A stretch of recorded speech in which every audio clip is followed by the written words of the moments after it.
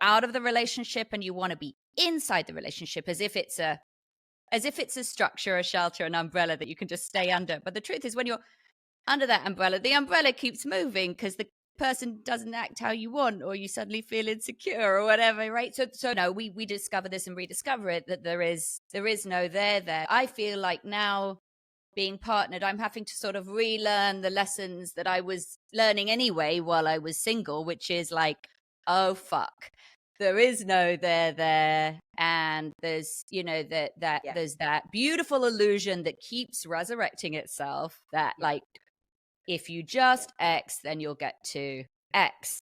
One thought that's been Yeah. serving me a lot recently has been about just thinking about connection as sort of like connective tissue, and the idea so thinking about connection as something that obviously exists between us, but that we can serve the connection itself.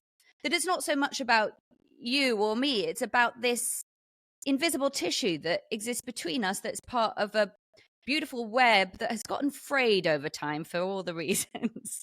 And this idea that maybe collectively we can work towards repairing it. And when I was at your workshop and I looked across this room, and there was one exercise that you were doing where it was a silent exercise and people were sitting on the floor back to back, and there was an invitation for one of the people in the partner to lay their head a little further back, like rest their head against the person's head behind them. And there was a sort of feeling of like a kind of collective sigh of relief. And I felt like in that moment, the sort of connective tissue of the room was being served. It was something greater. It wasn't about what's going to happen. It wasn't about this person's name or that person's name.